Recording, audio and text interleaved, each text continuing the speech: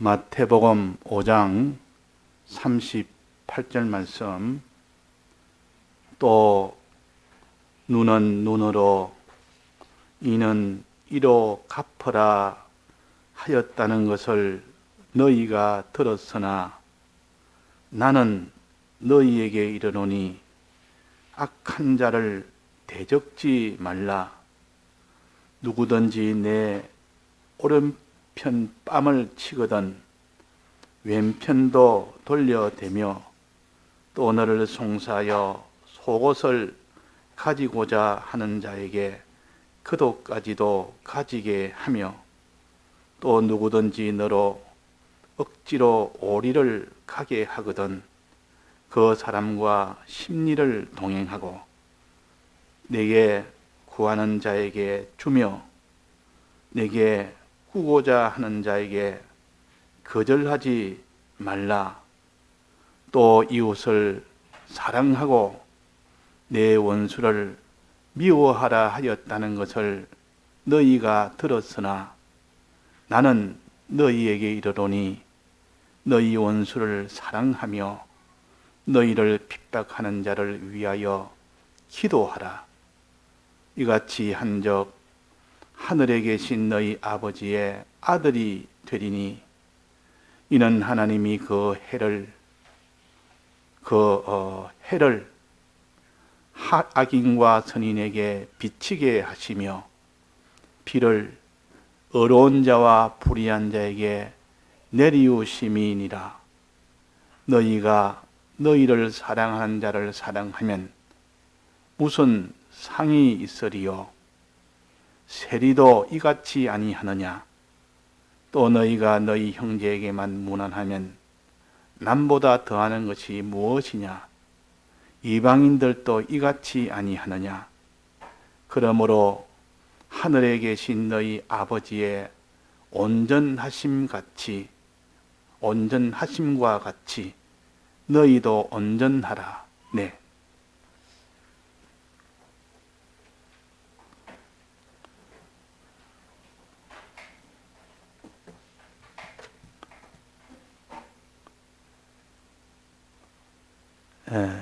지난 주일에 8계명에 대해서 우리가 배웠습니다. 8계명은 도적질하지 말라는 겁니다. 즉 이웃의 것을 도적질하지 말아라. 이것을 먼저 소극적인 계명으로 하지 말아야 될 계명부터 우리에게 알려주셨습니다. 남의 것을, 이웃의 것을 이렇게 도적질하는 그 일은 죄가 됩니다. 그래서 우리는 물질을 도적질할 수도 있고 또 물질보다 더 큰 영혼을 도적질하는 그런 일이 되기도 합니다. 이런 도적질은 우리가 다 회개를 해라. 너희들은 이런 하나님 앞에 물질 조그만 거 하나, 그것도 세상 법에서는 아닐지라도 내 양심이나 또 모든 도덕의 그런 기준으로 봐도 이거는 이거는 도둑질이다. 이렇게 그것도 회개하고 이제 더 나아가서 하나님 앞에 하나님 보시기에 이거는 도둑질이라 하는 것도 있습니다. 그 우리가 배웠는데 그것도 회개하고 그래서 도둑질을 한 것을 회개하는 이것이 먼저 돼야 된다.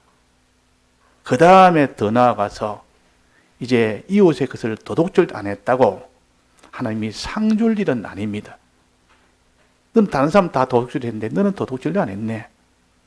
이웃의 것도 도둑질 안 했고 또 너는 하나님 것도 도둑질 안 했고 잘했다고 상을 주겠습니까? 상 줄 일은 아니고 도둑질도 안 하면 벌을 받지 않는 일입니다. 벌 받지 않는 일이요. 아무도 벌을 못 줍니다. 도둑질 안 했는데. 그러니까 이제 도둑질도 안 하는 거기서 더 나아가서 이웃을 위하여 이제는 그들을 위하는 자가 되라.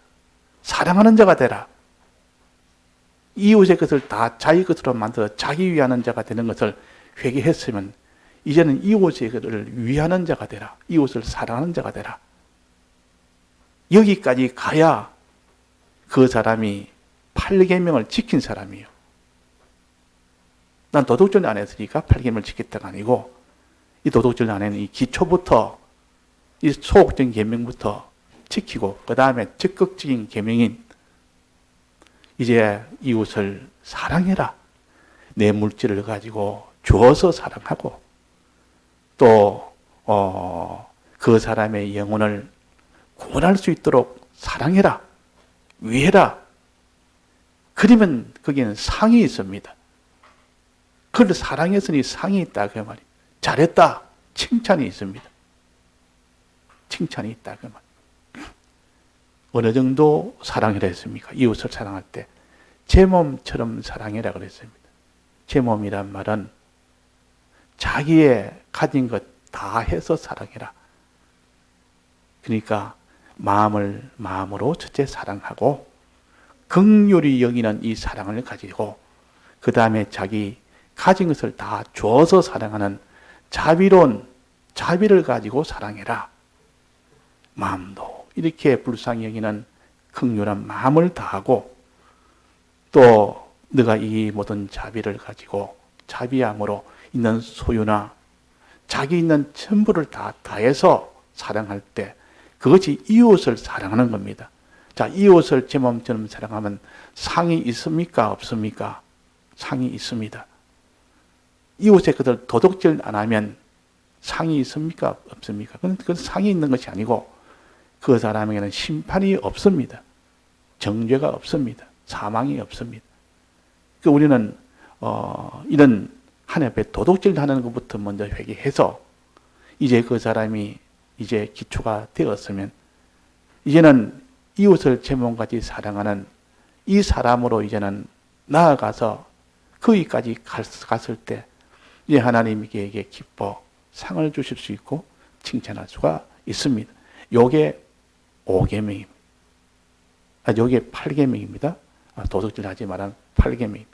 그러니까 우리가 이웃의 물질을 도둑질 하지 말고 내 물질을 다 들여서 이웃의 영혼을 도둑질하지 말고 이웃의 영혼을 구원하기 위하여 이렇게 너는 사는 것이 8계명이에요. 자, 그런데 오늘은 8계명 중에서 좀 더 한 단계 더 나가는 계명입니다. 도둑질 하지 말고 이웃을 제 몸처럼 사랑하고 근데 이웃 중에서 이웃도 종류로 나눈다면 아주 친한 이웃도 있습니다. 아주 서로가 잘 지내는 이웃. 서로가 뭐 김장을 하거나 뭘 서로가 음식도 나누기도 하고 뭐 서로가 힘들면 도와주기도 하는 그런 사이가 좋은 이웃도 있고 또 어떤 이웃은 아무런 관계 없이 서로가 소통 없이 그냥 서로가 서로에게 해도 주지도 않고 이익도 주지도 않고 그런 관계. 또 하나는 원수적인 원수가 된 이웃도 있습니다. 원수가 된 이웃. 처음에는 친하다가 나중에는 원수가 될 수도 있고 옛날에는 원수가 됐는데 이제는 조금 그렇게 원수가 이제는 해소된 것도 있고 근데 원수가 돼가지고 평생 그 원수로 사는 그런 이웃이 있습니다. 자, 이 이웃 중에서도 원수된 자를 사랑해라. 그 보통 원수가 안 된 사람은 사랑하는데 자기하고 친한 이웃은 있는 힘을 다해서 자기 다 제 몸처럼 사랑하고 이렇게 사랑하는데 원수가 된 그 이웃에 대해서는 평생 이를 갈고 사는 내가 거기에 대해서 원한을 갚으면서 사는 그런 사람이 되기 쉽습니다. 하나님 보시기에 어떻겠는가? 네가 이웃을 제 몸처럼 사랑하라 할 때 그 이웃은 너하고 친한 이웃을 말하느냐? 그러면 너하고 원수된 이웃은 해당이 안 되느냐? 원수된 이웃까지도 제 몸처럼 사랑하는 거기까지 가야 된다는 것을 여기에 말씀하십니다. 원수를 사랑해라. 원수를 사랑해라. 자, 원수를 사랑하는 것은 공정성, 공평성에 있어서는 맞지 않습니다. 원수가 나를 해를 주었는데 해를 주었으면 그 해를 준 것에 대해서 내가 마땅히 정당하게 거기에 대해서 해를 보상을 받을 수 있는 겁니다. 보상을 받았어요. 내게 해를 주었으면 거기에 대해 해를 준 데 대한 갚음을 할 수 있는 이것이 공정성이요, 공평성이요. 하나님은 이 구약 때 모세를 통하여 준 법에 보면 이런 공평성을 먼저 말했습니다. 공평성. 여기 보니까 누가 내 눈을 빼거들랑 똑같이 공평하게 그 사람의 눈도 빼도록 그렇게 법으로 정해진 겁니다. 그 사람이 내 일을 하나 다치게 했습니다. 그러면 그 사람이 다치게 했으니까 정당하게 그 사람의 일을 이렇게 다 빼도록 그렇게 했습니다. 손을 다치게 했으면 손을 그 사람의 손을 다치게 합니다. 그래서 이걸 갖다 이는 이로 눈은 눈으로 하는 이런 식으로 보통 표시를 합니다. 이걸 동해 보복이라 같은 해를 가지고 보복하는 겁니다. 자, 이것이 공평성에 맞습니까? 아닙니까? 맞습니다. 해를 줬는데 아무런 그 사람 해를 받지 않는다면 이 공평성에서 맞지 않습니다. 공의성이 아닙니다. 하나님은 공의의 하나님이요. 공평한 하나님이요. 그래서 반드시 네가 출애굽기 21장에 보면 거기 나옵니다. 그게 생명을 빼앗았으면 그 사람의 생명을 빼앗고 눈을 다치게 했으면 눈을 너는 거기에 해를 받도록 하고 이는 이로 손은 손으로 발은 발로 대웅 것은 대웅 것으로 화상을 입게 했으면 그 사람도 화상을 입게 하는 겁니다. 또 상하게 했으면 그 사람 똑같이 상하게 하고 때렸으면 똑같이 때리고 이러니까 아주 공평하게 됐기 때문에 하나님의 공의성을 세우는 일이요. 어느 나라도 법이 있기 때문에 법이랑은 잘못한 데 대해서 응징에 거기에 대한 대가를 치르는 겁니다. 그 대가를 치르는 방법이 나라마다 좀 차이가 있어도 대가를 치르는 것이 공평성이요, 공의성이요. 이 공의가 무너지면 그 나라는 유지가 안 됩니다. 잘못한 것은 거기에 대한 잘못한 응징을 받아야 그 사회가 유지가 되는데 잘못해도 그것이 그냥 뻣뻣하게 그냥 아무 해를 받지 않고 있으면 전부 잘못한 길로 가면 그 나라가 다 반드시 혼란에 빠지고 무너지게 됩니다. 하나님도 이렇게 법을 세워서 모세에게 이는 이로 눈은 눈으로 요래 가지고 질서를 잡은 겁니다. 이래 하나님의 공평성을 선포를 해서 하나님은 공의한 분이다. 하오하박이 없다. 어느 누구라도 누가 이렇게 해를 주어도 그 사람은 하오하박 없이 그대로 한 살도 예외 없이 그 사람의 정도도 크게 사람에게 해를 줬으면 크게 해를 당하고 자, 누가 봐도 공평하지 않습니까? 자, 이는 하나님의 공의성을 우리는 알아야 됩니다. 우리는 죄를 지으면 반드시 하나님은 이 공의의 하나님이기 때문에 심판이 있습니다. 영원한 사망이라는 그 심판을 받게 됩니다. 만약에 이것이 무너져 버렸다면 하나님 공의성이 없는 하나님이기 때문에 뭐 죄를 지어도 아무 상관이 없는 그런 세상이 되는 겁니다. 하나님은 공의의 하나님이기 때문에 세상 법정보다도 더 엄격합니다.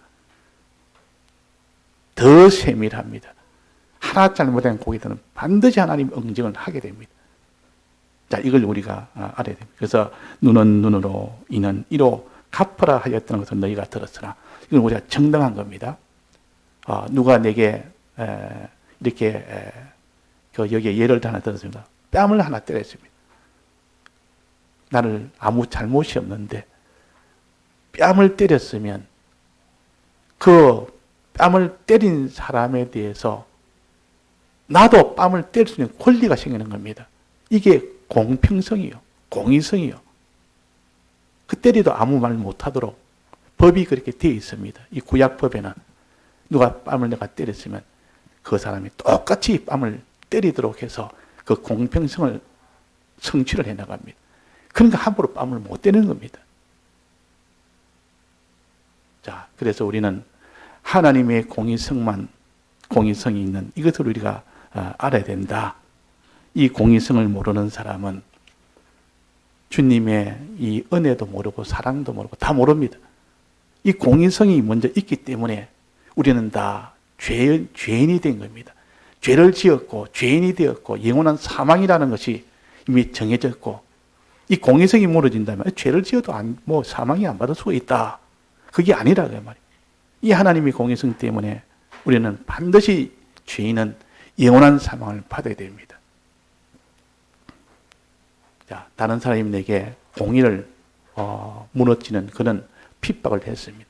그럴 때 이 공의성을 내세워서 당연히 내가 거기에 대해서 응징을 그대로 똑같이 할 수가 있습니다. 법적으로. 그러면 좋은데, 그래서 좋은 건데 문제는 내가 잘못해서 다른 사람을 이렇게 응징을 했습니다. 내가 다른 사람을 해를 주었습니다. 해를 주시면 똑같은 해를 받아야 됩니다. 그럴 때 당연히 법으로서는 당연히 받아야 되지. 이러니까 자기로서는 절망이 된다 그 말이에요. 자기가 당사자가 해를 주는 당사가 되어버리면 자기로서는 이제는 한 번 내가 잘못해서 다른 사람을 그렇게 핍박을 했는데 거기에 대한 응징의 답을 받아야 되니까 다른 사람 눈을 내가 상하게 해서 그렇게 그 사람 눈이 빠져버렸는데 그는 별 수 없이 자기 눈을 빼내야 됩니다. 해결할 길이 없습니다. 이건 공평성이기 때문에. 다른 사람의 생명을 앗아갔는데 내가 잘못해서 생명을 그 사람이 빼앗기더라고요. 그러면 생명은 생명으로 그랬습니다. 그 사람 생명을 잃어야 됩니다. 자, 근데 문제는 남이 그럴 때는 당당하게 그렇게 말할 수 있는데 자기나 자기 가족이 그런 해를 주는 입장이 된다면 처벌을 똑같이 받아야 될 때 그때 입장이 어떻겠느냐. 야, 그거 좀 없었으면 좋겠다. 그 공의성이 좀 중단이 되면 좋겠다. 내가 잘못했지만은 꼭 그대로 다 받는 공평성이 좀 이게 면제가 되면 좋겠다. 자, 그렇게 생각이 돼요. 당사자 같으면 아니 나는 이제 죽어야 되는데 내가 저 사람은 생명을 내가 앗았으니 나는 반 죽어야 되는데 다른 길이 없습니다. 자, 이럴 때 우리가 누가 안 죽는 방법이 있다. 이 공평성을 이거 법으로 정해져 있지만은 네가 비록 잘못했지만 안 죽는 방법이 있다면 거기에서 그 사람이 무슨 일을 못하겠습니까? 나는 당연히 다른 사람 생명을 앗았고 나도 내 생명이 이제는 죽어야 되는 사형선고를 받았고 이제는 내가 안 죽는 방법은 나는 없고 그냥 누가 와서 안 죽는 방법이 있다. 어떻게 하면 됩니까? 자, 예수를 믿으라. 믿으면 안 죽는다 그랬습니다. 마음에 믿으면 안 죽는다 그랬습니다. 이것보다 더 쉬운 것이 어디 있습니까? 이걸 복음이라고, 예수님 믿도록 하는 것은 복음이라고, 복음. 예수님 믿으면 죽음이 없습니다. 내가 10명의, 100명의, 1000명의 살인을 해도 그 죄값이 심히 큰데도 예수님 안에는 정죄가 없습니다. 자, 이것을 우리가 믿을 때 나는 비록 다른 사람을 이렇게 했지만은 나는 그 처벌을 받지 않을 수 있는 염치가 없지만은 면목이 없지만은 그래도 내가 살 수 있는 이런 예수를 믿으면 된다 그랬다. 자, 그래서 우리가 예수 믿는 이 도리가 얼마나 쉬우며 우리가 영원히 사망에서 면제되는 것이 얼마나 쉬우며 자, 이렇게 쉽도록 되어 있는 원인은 뭡니까? 어떻게 해서 이렇게 쉽게 이 자기의 사망이 해결이 됩니까? 어떻게 하면 해결이 됐죠? 내가 받을 그 사망을 대신 하나님이 사람 되어져서 받았기 때문에, 다 받았기 때문에, 그래서 그것이 면제가 되는 겁니다. 그냥 법으로 그냥 사람을 죽여도 그 사람을 사형하는 것을, 법을 바꿀 수는 없습니다. 하나님의 법은 하나님도 못 바꿉니다. 지성지공법이라. 하나님이 그 법을 바꾸면 하나님 자체가 이렇게 온전치 못한 완전의 하나님인데, 완전의 법을 가지고 있는데, 그래서 법은 그대로 유효하고, 그 사람이 죽지 않는 길은 대신 형벌을 받으면 법은 법대로 유효하고 그대로 살아있고, 나는 내가 받을 처벌이 이미 해결이 됐고, 다만 누구만 손해봤습니까? 예수님만 제일 큰 고통이 된 겁니다. 예수님이 고통이 되니까 내가 살은 겁니다. 자, 그래서 우리는 공의성과 하나님의 공의성과 주님의 사랑성, 이 두 가지를 다 가지지 아니하면 우리는 이 구원이라는 이 구원을 얻을 수가 없습니다. 이 두 가지를 다 깨달아서 나는 이 공의성으로 인하여 영원히 나는 사망의 이 죄인인데, 하나님의 이 사랑으로 나는 이 공의를 완전히 하나님이 다 만족하게 이루었고, 예수님은 대신 죽었고 고난을 당하셨고 형벌을 다 받았고, 나는 그 모든 형벌에서 면제가 됐고, 이게 주님의 사랑이라, 은혜라. 우리는 사랑과 그 은혜에 그 하나님을 우리가 또 믿을 때 비로소 하나님을 믿으니 또 나를 믿으라 그랬습니다. 아버지 집에 거할 곳이 많다 그랬습니다. 하나님의 이 크신 공의의 하나님이, 이 하나님이 있는 반면에 또 우리 대신 그 공의를 만족케 하신 예수님이 있으니까 그 예수님이 우리 대신 다 했다는 것을 믿을 때, 그럴 때 우리가 구원이 되는 겁니다. 우리가 또 그것을 믿지 않으면 구원이 안 됩니다. 아무리 예수님은 그 일을 다 해도 나는 안 믿으면 효력이 내게 오질 않습니다. 우리 위하여 하기는 했는데 내가 널 위하여 다 했다, 이것을 믿을 때 그 효력이 옵니다. 우리의 심신의 기능 구원이라는 것은 이 심신이 믿을 때 구원이 되도록 했습니다. 그래서 믿으라, 믿으라. 믿음은 영생을 얻는다 그랬고, 자, 믿는 것이 어느 정도 믿어야 됩니까? 어느 정도 믿어야 되죠? 마음을 믿기는 믿는데 어느 정도 믿어야 되느냐? 몸으로 행할 수 있는 만큼, 소유를 다 가지고 행할 수 있는 것만큼, 내 목숨을 다 드릴 수 있는 만큼, 그 정도로 믿어야 참으로 믿는 것인데, 소유 문제가 딱 되면 막 그것은 행하지를 못합니다. 그러면 안 믿는다. 그래서 우리는 몸이나 소유나 생명을 아낌없이 드리는, 제 몸처럼 여기면서 이 다른 사람을 사랑할 정도가 돼야 비로소 하나님을 사랑한다는 증거가 되죠.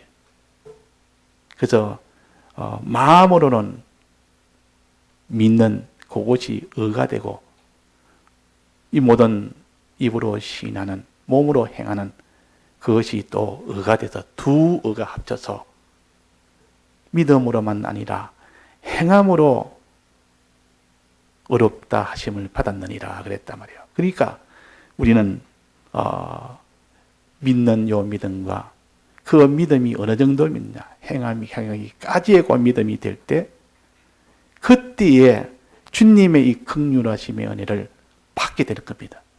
받게 되면 아무리 흉악한 죄인이라도 예수님은 모든 죄를 다 사했습니다. 일부만 아니고 모든 죄, 모든 택자의 대들은 죄를 다 사했습니다. 또 택자들의 과거, 현재, 미래의 죄까지도 다 사했습니다. 내가 앞으로 지을 죄까지도 다 사했습니다. 거기에 대한 형벌은 없습니다. 형벌은 다 해결됐고, 그러나 형벌이 없다, 죄가 없다면 형벌이 없다는 것이지 상을 준다는 뜻은 아닙니다. 죄가 없어서 죄 없다고 네 죄 안 지었으니까 상 주겠다는 것은 이건 아니다 그 말이에요. 뭐가 있어야 상을 줍니까? 상이라는 것은 뭐가 있을 때, 잘했을 때, 잘했다 너 잘했다고 칭찬하면서 상을 줍니다. 자, 난 도덕질 안 했으니까 너 도덕질 안 했으니까 너가 참 잘했다 상 줍니까? 그는 마땅히 해야 되는 일이고 도덕질 안 했으니까 너는 벌이 없다는 말. 자, 이제는 상을 받으려면 어떻게 됩니까? 하늘나라 그 상을 받으려면 어떻게 되죠? 상을 받으려 그러면 잘한 일이 있어야죠. 상은 이겼을 때 상을 줍니다. 이겼을 때. 경주를 해서 달리기에서도 제일 1등 하면 상 줍니다. 잘했다. 칭찬하고 상을 줍니다. 그런데 그 상 받을 때 그 경쟁이 있고 다툼이 있고 싸움이 있고 요 싸움에서 이기는 자가 상을 받는다. 뭐와 어떻게 이기는데? 마귀가 믿지 못하도록 행하지 못하도록 방해를 합니다. 방해할 때 이 마귀는 방해해가지고 더 이상 믿지 못하게 하면 이기는 것이고 이 성도는 이 방해가 있음에도 불구하고 끝까지 믿으면 끝까지 행하면 그러면 성도가 이기는 겁니다. 그래서 인내라는 것은 믿음을 계속한다는 뜻입니다. 마귀의 모든 이런 역사가 있어도 방해가 있어도 믿음을 계속해 나간다. 이런 방해 저런 방해 수없이 많은 방해가 있어도 그 믿음 생활을 계속해 나갈 때 거기서 마귀를 이긴 겁니다. 마귀는 진 겁니다. 그렇게 되면. 거기서 일대 대전투가 믿음 생활을 해서 마귀의 방해가 있어도 계속하는 것이 그것이 이기는 것이요. 마귀가 방해하고 온갖 핍박을 하고 미혹을 해도 그게 지면은 그게 지버리면 상이 없습니다. 이기면은 상이 있습니다. 그걸 가르쳐서 건설고원이라 이겼으니까 칭찬을 하고 상을 준다. 무슨 상입니까? 해와 같이 빛나는 상이요. 별과 같이 빛나는 상을 준다 했습니다. 그 영광을 준다 그 말이에요. 영생을 이루게 한다. 자, 그래서 우리가 이웃을 도둑질하면 죄인데 이제 그걸 회개하고 이웃의 것을 도둑질을 하지 말아라. 하나님의 것도 도둑질 하지 말아라. 그러면 모든 화는 전부 다 물러가 버립니다. 화는 없어져 버립니다. 고통이나 패배나 이런 것 다 없어져 버립니다. 그러나 거기서 이제는 이웃을 제 몸처럼 사랑하면 이제는 하나님이 상을 줍니다. 제 몸처럼 사랑하면. 제 몸이란 말은 자기 몸처럼 사랑할 때는 굉장히 사랑한 거 아닙니까? 이웃인데도 꼭 자기 몸처럼 사랑합니다. 자기 자식처럼 사랑해도 굉장한 것인데 자기 자식보다 더 사랑하는 것은 자기 몸처럼 사랑하는 겁니다. 남을 자기 자식처럼 사랑하는 사람이 있습니까? 자기 자식을 위해서는 온갖 정성 다 기울이고 온갖 희생 다 해도 조금 더 거기에 대해서 좀 피곤한 줄 모르고 아까운 줄 모르고 자기 몸을 위해서는 더 합니다. 자기 몸이라면 자기를 위해서라면 자기 목숨을 위해서라면 아까운 것이 없습니다. 그런데 이웃을 제 몸처럼 사랑한다면 그것이 곧 하나님 보시기에 의가 되고 그 사람에게 상을 주십니다. 남을 그렇게 사랑할 수 있을까? 이웃을 그렇게 우리가 사랑할 수 있습니까? 이거 참 불가능한 일입니다. 어찌 보면 이웃을 제 몸처럼 사랑한다는 것은 말이 그렇지 실제로는 불가능한 일 아닙니까? 이웃을 그냥 조금 자기 있는 것 나눠가면서 어려울 때 좀 도와가면서 그 정도는 또 할 수가 있습니다. 그러나 이웃을 제 몸처럼 다 들여서 자기 몸을 위하듯이 전부 다 들여서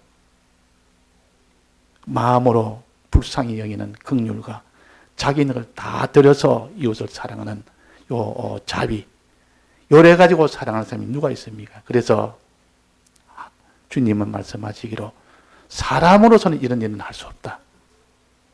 사람으로는 이럴 수 할 수 없다. 하나님으로서는 할 수 있다 그랬습니다. 즉 하나님의 도움을 받으면 할 수 있고 하나님의 도움을 못 받으면 아무도 자기 몸처럼 사랑하지를 못한다. 그랬습니다. 그래서 그걸 비유하기로 약대가 바늘기로 들어가는 것이 부자가 천국에 들어가는 것보다 더 어떻게 됐습니까?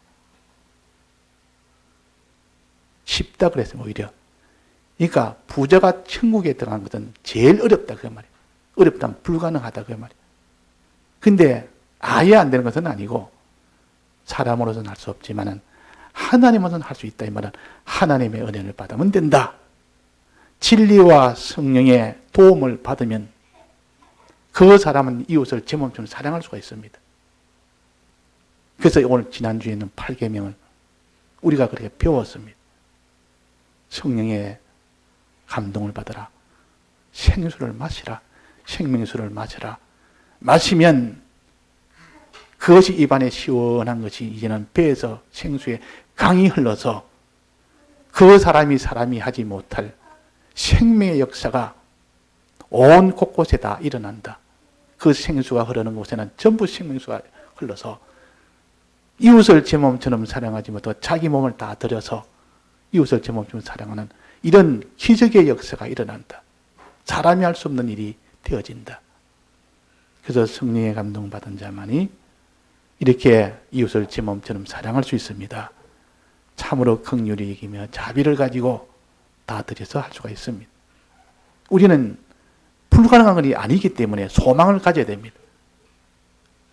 아무리 나는 돈 100원 하나도 용돈에 손에 못 부는 사람이 어떻게 내가 내 소유와 생명을 다 바쳐서 내가 이웃을 사랑할고 가능합니다. 이게 아주 악하고 독하고 이런 독사 같고 실랑이 같은 사람도 성령의 감동을 받으면 다 그렇게 삽니다. 이것이 성령입니다. 자, 오늘은 이웃 중에서도 이 이웃을 제 몸처럼 사랑하는 이것이 온전하게 된다. 제 몸처럼 사랑할 때 온전하게 된다 그랬습니다. 그냥 이웃을 그냥 조금 사랑하는 것이 아니라 전부를 다 제 몸처럼 사랑할 때 이때 온전할진대 그랬습니다. 그래야 온전하게 된다라고 말씀하셨습니다. 자, 오늘은 이제는 원수, 이웃 중에 원수, 자기를 핍박하는 자를 사랑할 수 있을까? 핍박하는 자를 제 몸처럼 사랑할 수 있을까? 그 말이. 이건 더 어려운 거 아닙니까? 자기를 사랑하는 자가 이웃인데 자기를 늘 위해주고 하는 사람, 이 사람을 위해서 내가 제 몸처럼 자기 목숨을 바쳐서 사랑하기도 어려운 건데, 이것도 어려운데, 그러나 성령을 받으면 가능하지만은, 이제는 원수를 사랑한다는 것. 원수된 이웃을 사랑한다는 것은, 이건 더 어려운 겁니다. 더 어렵다. 만약에 원수를 제 몸처럼 사랑한다면, 이 사람은 참 제일 완성된 사람이라, 여기에 말씀하시기로 뭐라고 하셨는가 하니, 그러므로 하늘에 계신 48절입니다. 하늘에 계신 너희 아버지의 온전하심과 같이 너희도 온전하라. 이게 온전입니다. 온전하면 완전하게 된다. 내 원수를 제 몸처럼 사랑할 때 그때서야 온전함이 됩니다. 원수는 사랑 못하고 자기 잘해주는 사람은 사랑하고 자기를 위해주는 사람은 사랑하고 자기를 친한 이런 이웃은 자기가 전부 다 받아 사랑하고 원수는 안 되고 원수는 딱딱하게 대한 정당하게 내가 내 손해 봤으면 그만큼 내가 내게 손해 보지 않도록 내가 그 청구해서 받아내고 딱딱 그렇게만 딱 하는 그런 사람이 아니고 원수일지라도 원수란 말은 자기에게 해를 끼친 사람이 원수입니다. 물질을 내 것을 도둑질해 갔다든지 또 내 모든 지위를 도둑질해 갔다든지 내 몸을 상하게 했다든지 그게 다 원수 아닙니까? 나를 손해보이게 한 것이 원수입니다. 또 내 구원을 절단하게 했다든지 뭐 이렇게 이 세상에 뭐 도둑이나 강도나 이래가지고 자기의 몸을 상하게 하고 있는 재물 다 빼앗아가고 그게 다 원수입니다. 속여서 가든 뭐 강제로 핍박을 하든 어떻게 하든 그게 다 원수입니다. 이 원수를 사랑할 수 있습니까? 자, 원수는 어떻게 하면 사람들이 이를 갑니다. 나는 그 사람은 죽어도 나는 저 원수하고 나는 죽어도 나는 화해를 못한다. 저 원수는 내가 다른 사람 몰라도 저 원수는 내가 죽을 때까지 나는 갈겠다. 그래도 사회적인 다 풀어야지 해도 나는 안 돼. 그런 사람은 원수를 하나님이 사랑해냈는데 하나님의 말씀을 나는 그것은 못 지키겠습니다. 그 말이에요. 자, 원수를 왜 사랑해야 되는지. 하나님은 원수까지도 사랑하는 하나님이시다. 하나님 아버지는 자기를 사랑하는 자만 사랑하는 것이 아니라 아버지에게 원수까지도 하나님이 다 품어서 다 사랑한다. 뭐라고 했습니까? 하나님은 그 해를 악인과 선인에게 비치며 악인과 선인에게 같이 해를 비치지 하나님의 해의 혜택을 악인에게는 안 비치고 선인에게만 비치고 그러지 않지 않습니까? 아무리 악인이라도 해의 그 따뜻함을 같이 받도록 합니다. 또 물이 필요한 비도 불의한 자나 의로운 자나 같이 다 내립니다. 다 함께 다 내립니다.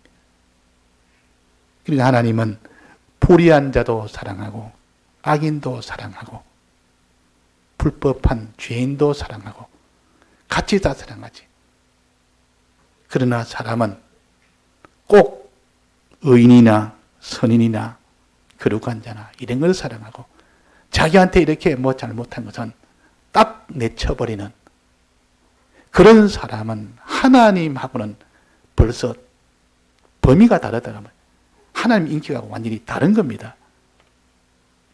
그래서 하나님의 온전하심과 같이 하나님 아버지의 온전하심과 같이 너희도 온전하라 그랬다. 이게 온전입니다. 자, 그래서 우리는 원수를 사랑해야 됩니다. 원수를 사랑해요. 거기에 감정을 품지 말고 사랑해야 됩니다. 그런데 이게 사랑하는 한 예를 하나 들었습니다. 그 앞에 예가 있죠. 39절에 보면 내 오른편을 뺨을 치거든 왼편을 돌려대라. 이게 원수를 사랑하는 길이라 했습니다. 네가 뺨을 한 대 맞았으면 그 사람이 그냥 자기의 그 핍박을 한 겁니다. 잘못한 짓이 없는데 이게 없는 경우입니다. 이거는 내가 아무 잘못이 없는데 뺨을 오른뺨을 때렸습니다. 그러니까 핍박을 한 거죠. 그럴 때 사람은 어떻게 합니까? 왜 때리냐? 정당하게 청구해서 너는 거기에 대한 심판을 받아야 된다고 뺨 맞은 만큼 거기에 대한 소송을 했었든지 그보다 강한 자를 데리고 왔었든지 이 사람이 나를 때렸으니까 내 힘으로는 안 되니까 거기에 대해 응당하게 고난해 주십시오 하면 당연히 정당하게 할 수가 있습니다. 당연히 그는 오늘 뺨을 때리니까 그 사람도 뺨 맞는 만큼의 그를 할 수가 있다 그 말이에요. 그런데 여기서는 어떻게 했습니까? 왼편도 돌려대며 뺨 맞은 거기에 대해서는 아무 소리 하지 말고 나머지 왼편도 같이 내가 또 때리라고 돌려대라 그랬어요. 자, 이거 바보 아닙니까? 이런 사람을 갖다 사람들은 바보라 그러고 미련한 사람이랍니다. 아니, 자기가 한 대 맞았으면 거기다 한 대 복수를 해야지. 같이 더 이상은 못하더라도 그만큼은 해줘야지. 내게 손해보니까 당연히 그만큼은 해줘야 맞지. 누가 더 때리라는 것도 아니고. 그런데 그걸 갖다 자기 왼편까지 들이대서 더 때리라고 하니까 이거는 정상의 사람이 아니다. 이 바보거나 무슨 이거는 천치거나 이런 무슨 다른 계산이 있거나 뭔가 다른 이유가 있어 그렇게다. 자, 이게 바보입니까? 바보 아닙니까? 자, 누가 오른뺨을 때렸습니다. 그러면 아무 소리도 안 하고 또 왼편 떡 갖다 댑니다. 그건 정상의 사람은 아니죠. 자, 그러면 만약에 오른뺨을 갖다 대고 왼뺨을 갖다 댈 때 이유가 있으면 어떻겠습니까? 이유가. 한 사람 그 이유가 있어서 왼뺨을 갖다 댑니다. 이 사람이 생각도 깊고 모든 계산을 하고 모든 세상 사리도 알고 도리도 알고 법도 알고 전부 다 아는 사람이라. 그런데 오른밤을 딱 대니까 왼밤을 갖다 댑니다. 그럼 그때는 바보는 아닌데 왜 그랬을까? 왜 그렇게 할까요? 이유가 있는 겁니다. 이유가 있어서 그런 거지. 이유 없이 갖다 대면 바보고 이유가 있다면 바보는 아니고 아주 계산을 잘 하는 사람이에요.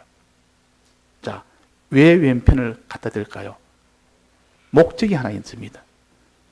이 사람이 나를 지금 핍박을 했는데 내가 정당하게 청구할 수 있고 그러면 저 사람은 당연히 그냥 처벌을 받을 수 있는데 나는 왼편을 또 갖다 댔다. 더 큰 손해를 안는 겁니다. 있는 손해도 그냥 묵인하고 또 더 손해를 내가 받겠다고 더 하니까 이 사람이 목적이 없이 그랬다면 바본데 목적이 있단 말이에요. 어떤 목적일까요? 자, 오늘 이거 계산해 봅시다. 무슨 목적이 있어서 이렇게 할 때는 이거는 무저항주의가 아니에요. 우리는 이거 뭐 때리면 무조건 맞으라는 거 이 예수 믿는 도리가 아니에요. 그러니까 목적이 있을 때는 맞을 수가 있는 겁니다. 무슨 목적이겠습니까?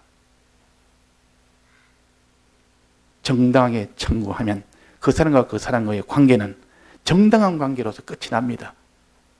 내가 거기에 대한 처벌할 점에 대해서 말 못합니다. 아무도 거기에 대해서 난 정당하게 그 사람에 한 맞았으니까 그 맞도록 했다면 손해배상을 받든지 정당하게 끝이 나지만 이 사람 속에는 무슨 계산이 있는가 하니 이 사람이 혹시나 택한 자인지 모른다. 하나님이 구속받은 택함을 받은 자인지 모른다. 내가 이 사람과 관계를 좋게 하면 혹시 이 사람이 내게 이런 행동을 보고 왼방까지 있다는 행동 보고 처벌을 하지 아니하고 오히려 더 손해보고 이라면 마음을 돌이켜서 예수님을 믿지 않을까. 그런 계산이 하나 있는 사람한테는 그럴 수가 있는 겁니다. 그런 계산 없는 사람이야 뭐 마구잡이로 그냥 때리면 바로 뭐 거기에 대해서 고소해버리면 되는 거고. 근데 이런 계산이 있는 사람은 쉽게 그렇게 하지 않습니다. 이 사람이 하나님이 잃어버린 양인지도 모른다. 택함을 받았는지도 모른다. 구속받은 성도인데 이 세상에 섞여서 지금 이렇게 지금 일이 있다는데 물려가지고 이 세상에 이렇게 있는지는 모른다.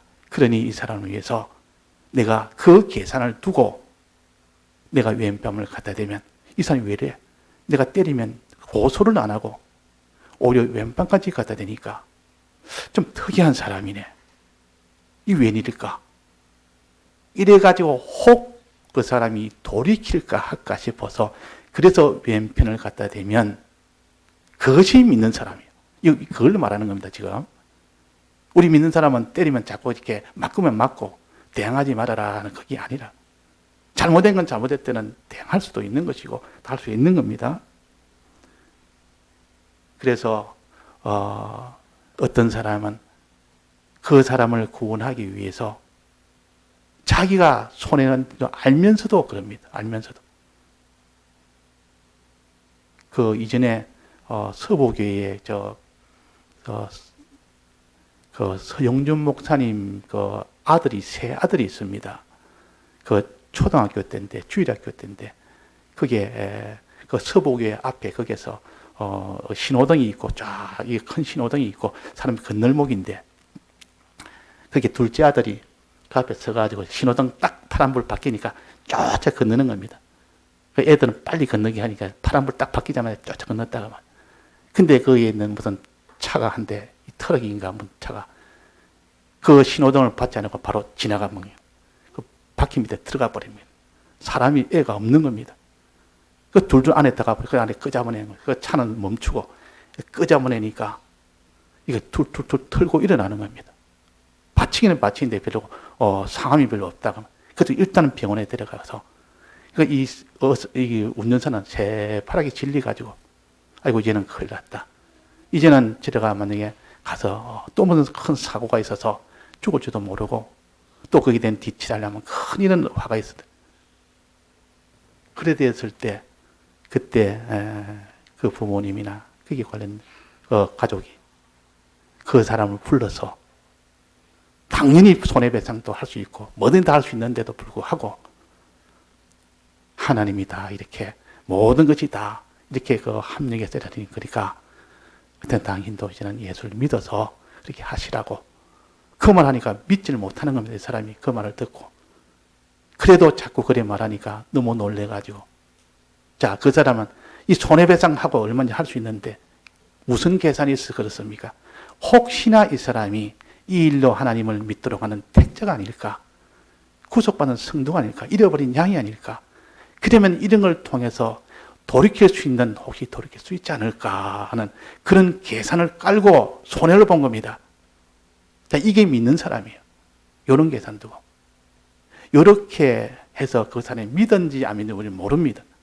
그렇게 하기 때문에 어디 가서 믿었는지 우리는 그래도 안 믿을 수도 있습니다. 그런 사람. 그러나 우리는 믿는 걸로 하고 그러면 그게 하나님이 보시기에 상을 줄 만한 겁니다. 이게 이웃, 원수를 사랑하는 겁니다. 자기를 손해를 보여도 그 손해보기도 안갚음하지 아니하고 오히려 더 거기에 대해서 그렇게 하고 또 이전에 백 목사님 일제시대 때 그때 신앙 투쟁을 할 때 그때 자기를 계속 신사참배하도록 하기 위해서 계속 거기에서 위협도 하고 협박도 하는 경찰인가 뭐 그런데 그 사람이 계속 자기를 그렇게 해서 어렵도록 핍박도 하고 그랬는데 막 그래가다가 끝까지 그 신사참배를 안 했다 그러면 그러다가 해방이 된 겁니다.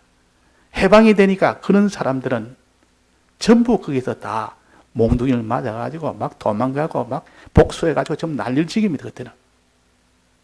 그래가지고 이 사람은 백목사님한테 워낙 그 옛날에 해방되기 전에는 그렇게 많은 이게 잘못을 했으니까 피해 다니는 겁니다. 피해서. 그래도 우연히 어떻게 하다가 시장 통해서 또 만났다 그 말이에요.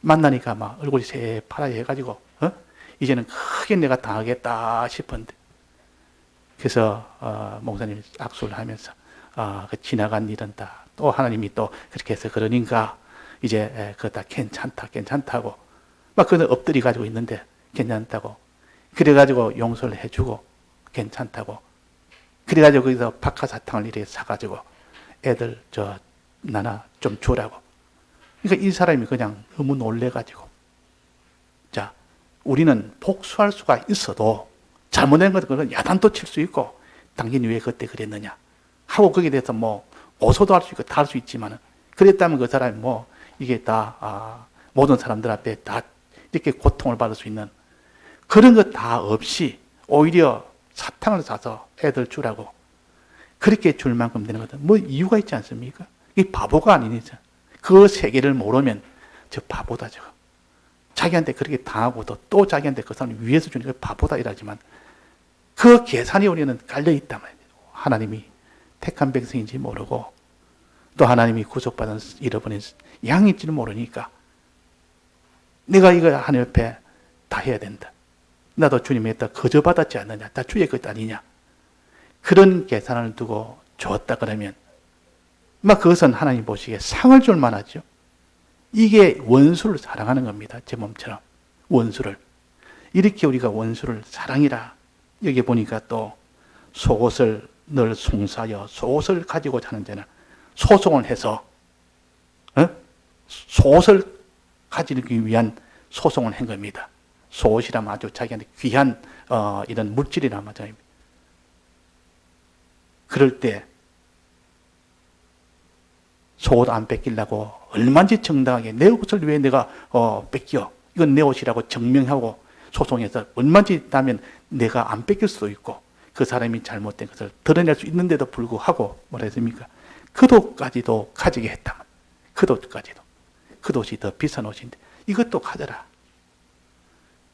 이 소송하는데 더 가져라고 주니까 이 사람이 야 이런 사람이 있느냐 천하 이런 사람이 있느냐 혹시나 그 사람이 그 일로 인해서 예수님을 믿을까 또 믿는 자가 이렇게 죄 속에 빠졌다가 다시 회개하고 돌아올까 그런 계산을 두고 거도까지도 주겠다는 겁니다. 주님은 우리는 거도뿐만 아니라 더 크고 중요한 것을 다 주었는데 거도시 무슨 문제냐 그 말이에요. 그 사람 구원받는데 그것이 무슨 더 큰 문제고, 그럴 때 구원을 받게 되면 하나님의 상이 작겠느냐. 해와 같이 빛나고 별과 같이 빛난다는데 그것이 더 큰데 이 사람이 계산이 틀렸습니까? 옳습니까? 미련한 계산입니까? 지혜로운 계산입니까? 지혜 있는 사람이에요. 이 사람이. 내가 그도까지도 주고 손해보고 그도 손해보고, 근데 그 뒤에 그 사람이 구원을 얻게 되면 해와 같이 별과 같이 빛난다 했는데 그것이 더 크지 않습니까? 그 계산을, 그래서 지혜 있는 자는 해와 같이 빛난다 그래서 옳은 자로 돌아오게 한 자는 별과 같이 빛난다 했습니다. 자, 이 계산을 가지고 있는 사람은 이렇게 원수를 이런 방식으로 사랑합니다. 오른뺨을 때리면 왼뺨을 갖다 대고, 속옷 송사를 하면 거도까지 주고, 오리를 억지로 가자고 동행하자 그러면 요 짐 좀 메고 오리 가자 이러면 막 강제로 그럽니다. 내가 심리 가겠습니다. 심리까지 따라가겠습니다. 이제 거기서 좀 반대하고 다 거기서 반발해야 되는데 자기는 계산이다. 심리 동행한 데는 계산이 있어서 그렇게 한다 그 말이에요. 바보가 아니라. 또 구하는 자에게 주면 받지 못하는데도 막 줍니다. 줘봐야 구하는 자에게 주면 나중에 못 받는 줄 알면서도 막 준다.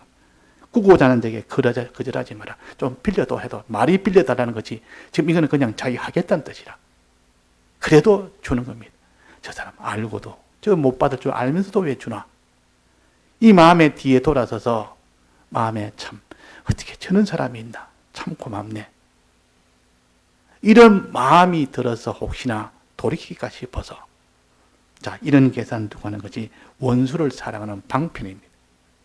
이 원수를 사랑하는 방편. 그러니까 자기 것을 아끼지 아니하고 자기 것을 다 이렇게 들을 수 있는 그런 사람이 되어야만 비로소 우리가 원수를 사랑할 때 아버지, 하나님 아버지처럼 온전한 자가 된다 했습니다. 온전한 자가 된다.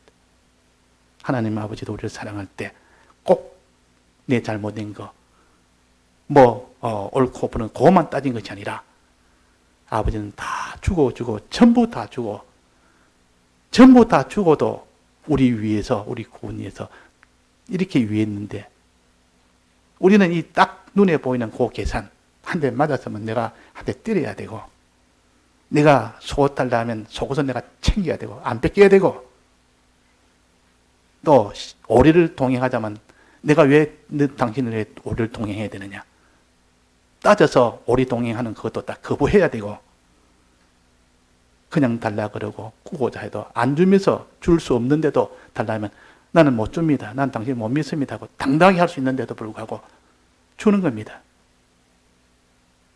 자, 이렇게 하는 것은 사람들은 바보라 그럽니다. 그러나 우리 믿는 사람은 지혜 있는 자라 그럽니다. 똑똑한 자라 그 말이에요.